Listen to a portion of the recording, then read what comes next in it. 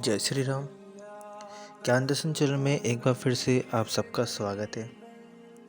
देखिए, वैसे तो आपको वीडियो देख कर के समझ में आ ही गया होगा कि ये आज का जो टॉपिक है वो किसके ऊपर है। आज का जो टॉपिक है हमारे पवन पुत्र श्री हनुमान जी के ऊपर है और हम जानेंगे कि हनुमान जी की असीम अनुकंपा किस प्रकार से हमें प्राप्त करनी चाहिए और थोड़ा हनुमान जी के बारे में जानेंगे। देखिए, हनुमान जी जो है हमारे देवताओं में सबसे ज़्यादा पूजे जाने वाले देवता हैं।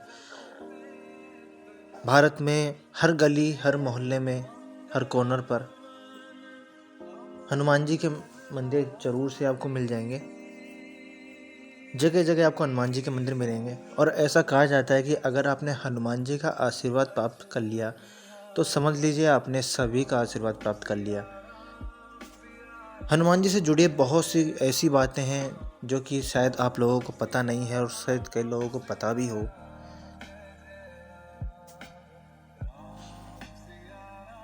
हनुमान जी की असीम कृपा प्राप्त करने के लिए सबसे अचूक जो उपाय है वो ये है कि हनुमान जी को सबसे ज़्यादा अति प्रिय श्री रामचंद्र जी है।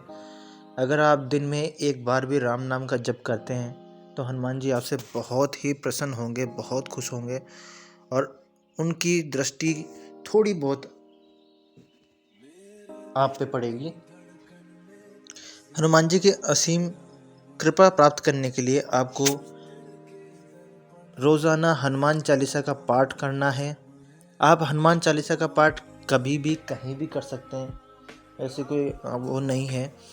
अगर आप सुंदरकांड का पाठ भी करते हैं तो आपके लिए बहुत ही अच्छा होगा, क्योंकि ऐसा कहा जाता है कि जिनमें आत्मविश्वास की कमी होती है, अगर वो इंसान रोज़ाना सुंदरकांड का पाठ करता है तो उसका आत्मविश्वास बढ़ता है और हनुमान जी की कृपा उसके ऊपर बरसती है।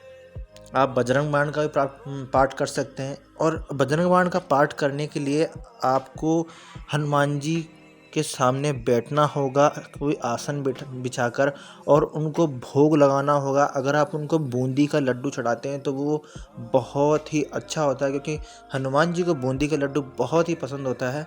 आप तुलसी पत्र के साथ में बूंदी का लड्डू चढ़ाएं और फिर बजरंग बाण का पाठ करें, हनुमान चालीसा का पाठ करें। और हाँ, तुलसी पत्र चढ़ाना बिल्कुल नहीं भूलें, क्योंकि हनुमान जी को बहुत ही प्रिय है। एक और उपाय ये है कि अगर आप तुलसी पत्र के ऊपर राम का नाम लिखते हैं और हनुमान जी को चढ़ाते हैं तो इससे भी हनुमान जी की विशेष कृपा आपको प्राप्त होती है। अगर आप रोज़ाना सुंदरकांड का पाठ कर सकते हैं तो बहुत ही अच्छा है, क्योंकि सुंदरकांड का पाठ करने से आत्मविश्वास, जिनमें आत्मविश्वास की कमी होती है उनका आत्मविश्वास बढ़ता है। तो हम जानेंगे हनुमान जी की ऐसी बहुत सी बातें हैं जो कि आपको पता नहीं है, बहुत से ऐसे रहस्य हैं। देखिए, हनुमान जी के बिना रामायण कभी पूर्ण नहीं मानी गई है। रामायण में राम और रावण युद्ध में हनुमान जी केवल एकमात्र ऐसे योद्धा थे जिन्हें कोई भी कहीं भी किसी भी प्रकार से क्षति नहीं पहुंचा पाया था। और हम आपको पवन पुत्र के बारे में कुछ ऐसी ही बातें बताने जा रहे हैं जिनके बारे में शायद ही आप जानते होंगे। यूँ तो हनुमान जी ने कई गुरुओं से शिक्षा ग्रहण की थी, जैसे सूर्य, नारद मुनि, लेकिन इनके अलावा उन्होंने ऋषि मातंग से भी शिक्षा जो है ग्रहण की थी। ऋषि मातंग सबरी के भी गुरु थे और ऐसा माना जाता है कि हनुमान जी का जन्म ऋषि मातंग के आश्रम में ही हुआ था। मातंग ऋषि के आश्रम में माता दुर्गा की कृपा से जिस कन्या का जन्म हुआ था उसका नाम देवी मातंगी है और देवी मातंगी सभी 10 महाविद्याओं में से एक है। आपको यह भी जानकर हैरानी होगी, और ये सच भी है, कि हनुमान जी और श्री राम का एक बार युद्ध भी हुआ था। गुरु विश्वामित्र ने श्री राम को राजा ययाति का वध करने का आदेश दिया था। राजा ययाति अपने प्राण की रक्षा करने के लिए हनुमान जी की माता अंजनी के शरण में गया था और उनके द्वारा हनुमान जी से ये प्रण करवाया कि वे राजा ययाति की श्री राम से रक्षा करेंगे। माता के आदेश पर हनुमान जी प्रभु राम से राजा ययाति की रक्षा करने के लिए गए। हनुमान जी ने किसी अस्त्र शस्त्र से लड़ने के बजाय प्रभु राम नाम के जप करना शुरू कर दिया और राम ने हनुमान जी पर जितने बाण चलाए वे सभी व्यर्थ हो गए। अंत में विश्वामित्र सहित सभी हनुमान जी के राम के प्रति श्रद्धा भक्ति देखकर आश्चर्यचकित रह गए और उन्हें विश्वामित्र ने राम को युद्ध रोकने का आदेश देकर राजा ययाति देखिए, श्री राम का जन्म 5111 ईस्वी पूर्व हुआ था और हनुमान जी का जन्म श्री राम के जन्म से कुछ पूर्व ही हुआ था। इसी तरह श्री कृष्ण का जन्म 3112 ईस्वी पूर्व हुआ था और इस मान से भीम का जन्म श्री कृष्ण के जन्म से कुछ वर्ष पूर्व ही हुआ था। हनुमान जी और भीम के जन्म में लगभग 2002 वर्षों का अंतर आता है। ऐसे में आप सोचेंगे कि आखिर वे दोनों भाई कैसे हुए, और ऐसे कहते हैं कि ये दोनों भाई है।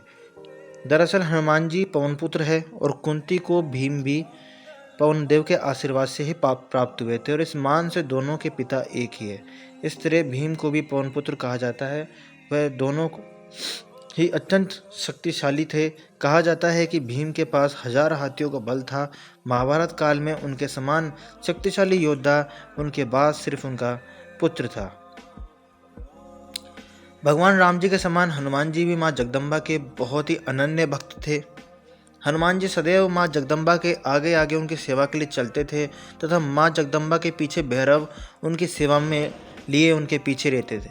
यही वजह है कि हर मंदिर में जहाँ माता की प्रतिमा विद्यमान होगी वहाँ बजरंगबली की प्रतिमा भी अवश्य होगी।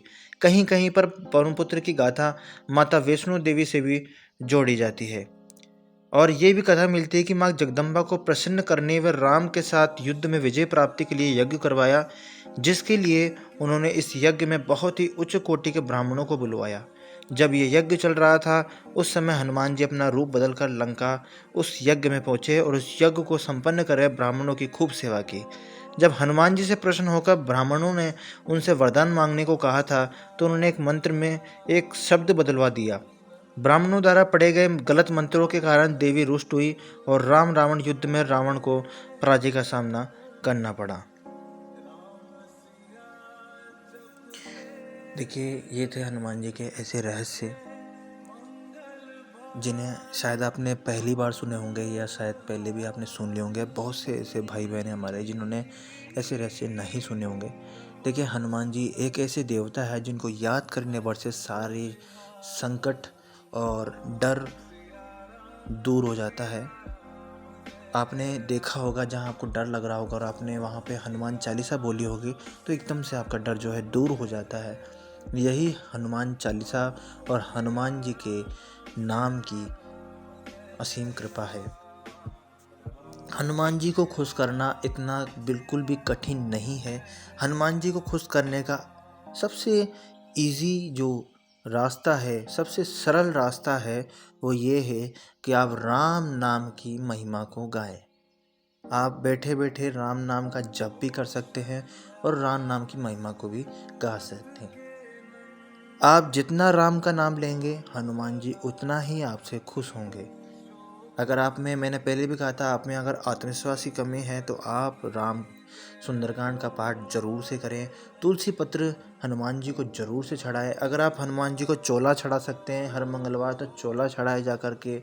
और अगर आपके जीवन में कुछ ऐसी कठिनाइयाँ हैं जिनसे आप संकट से घिरे हुए हैं तो आप एक उपाय कर सकते हैं कि एक बूंदी का लड्डू लें, उसके अंदर 2 फूल वाली जो लौंग होती है, जिन पे जो फूल होते हैं, वो 2 लौंग उनमें लगा कर के और उसको हनुमान जी के चरणों में मंदिर में रख कर के आ जाए। जो भी आपको प्रॉब्लम्स है वो कह कर के, वो हनुमान जी को कह कर के वो लड्डू वहीं रख के जाए, आपका काम हो जाएगा। तो आपको मेरा ये वीडियो कैसा लगा मुझे कमेंट में ज़रूर से बताइएगा। तब तक के लिए जय श्री कृष्ण, राधे राधे। फिर से मिलेंगे एक प्यारे से वीडियो।